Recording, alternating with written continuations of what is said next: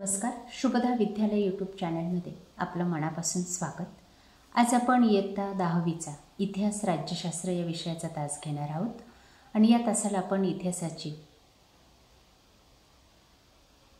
सन 2024 या SSC board एक्झामसाठी सराव पेपर आपण या ठिकाणी सोडवणार आहोत.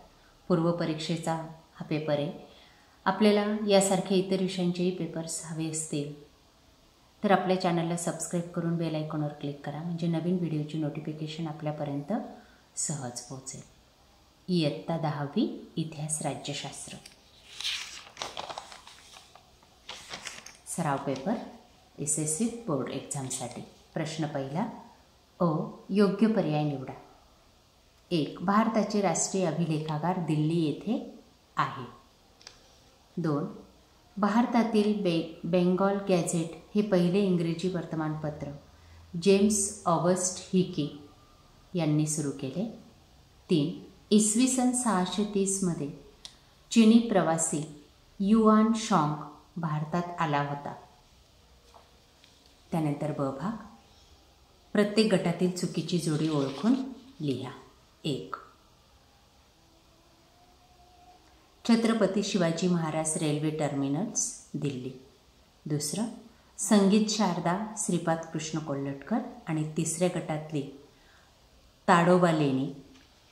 ह्या तिन्ही चुकीच्या जोड्या होत्या. त्यानंतर प्रश्न दुसरा अ बघा. सूचनानुसार कृती करा. इतिहासकार आणि त्यांच्या ग्रंथाचं नाव लिहायचं आहे आपल्याला. 1. James Mill the history of British India. James Grant Duff a history of the Marathas. Mount Stuart Elphinstone the history of India. Shri य डांगे प्रिमिटिव्ह कम्युनिझम टू सिले. आणि doctor Babasaheb Ambedkar who were the Shudras. या पद्धतीने आपण अचूक उत्तरं लिहायचे आहेत. त्यानंतर प्रश्न दुसरा टिपा लिहा. ॲनल्स प्रणाली ही टीप आपल्याला या ठिकाणी लिहायची आहे या पद्धतीने.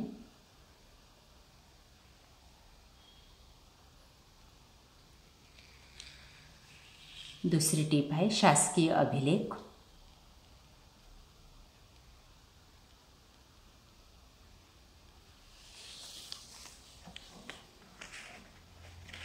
तिसरी टीप आहे हीच आहे, दुसऱ्याचंच उत्तर आहे हे, अभिलेखागार. त्याचं राहिलेलं उत्तर अभिलेख, शासकीय अभिलेखागार.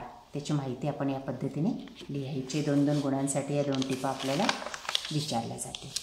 त्यानंतर प्रश्न तिसरा बघा. सकारण स्पष्ट करा.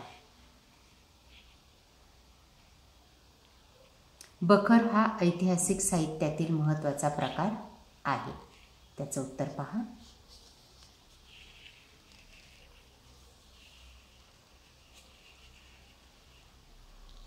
त्यानंतर पुढचा. युनेस्कोची यादी जागतिक संघटनेकडून जाहीर केली जाते. त्याचं उत्तर. प्रश्न चौथा. उतारा दिलाय आपल्याला या ठिकाणी आणि त्यावर आधारित विचारलेल्या प्रश्नांची उत्तरं या पद्धतीने लिहायची आहेत. 4 गुणांसाठी हा प्रश्न असतो आणि 3 प्रश्न आपल्याला या ठिकाणी विचारलेले असतात.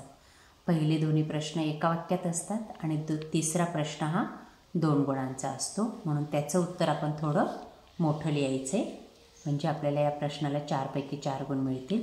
आणि या प्रश्नांची उत्तरं आपल्याला उतार्यात शोधूनच लिहायची आहेत आपल्या मनाने. म्हणून अतिशय हा सोपा प्रश्न असतो 4 गुणांसाठी, प्रश्न चौथा. त्यानंतर 5व्या प्रश्नामध्ये सविस्तर उत्तर लिहायला सांगितलं जातं. 2 प्रश्नांची उत्तर आपल्याला लिहायची असतात इथं 3-3 गुणांसाठी.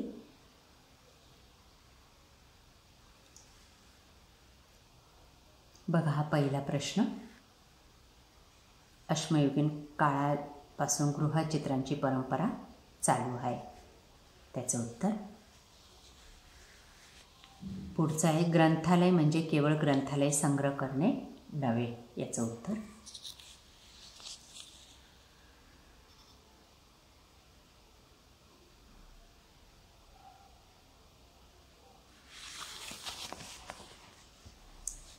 योग्य पर्याय निवडा. लोकशाहीचा गाभा म्हणजे सत्तेचे विकेंद्रीकरण.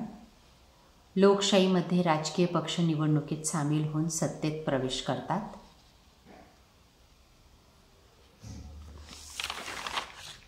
त्यानंतर प्रश्न 7वा, चुकीबरोबर सहकारण स्पष्ट करा. 1. पहिलं विधान बरोबर आहे. राजकीय पक्ष हे सामाजिक संघटनाच असतात. आणि दुसरं विधान आहे तेही बरोबर आहे. ते म्हणजे लोकशाहीमध्ये चळवळींना फार महत्त्व असते.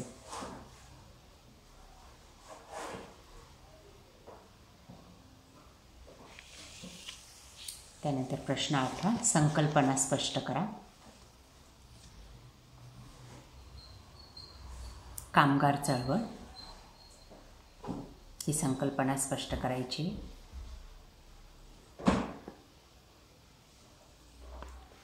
प्रश्न 8वा व कालरेषा पूर्ण करायची आहे या पद्धतीने.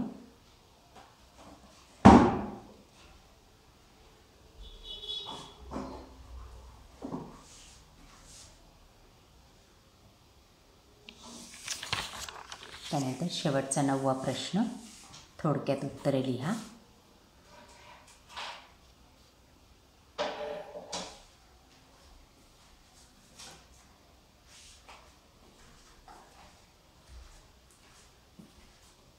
भारतीय संविधानाने स्त्री पुरुषांची मतदानाची वयोमर्यादा 21 वरून 18 केली. त्याचं उत्तर लिहायचं आहे आपल्याला या पद्धतीने. अशा प्रकारे मुलांना आज आपण इयत्ता 10वीचा इतिहास व राज्यशास्त्र या विषयाचा सराव पेपर आपण या ठिकाणी सोडवलेला आहे बोर्ड एक्झामसाठी. आपल्याला तो नक्कीच उपयोगी ठरणार आहे. यासारख्या इतर विषयांच्या प्रश्नपत्रिका पाहण्यासाठी आपल्या चॅनलला सबस्क्राईब करून बेल आयकॉनवर क्लिक करा. Thank you for watching. Please subscribe.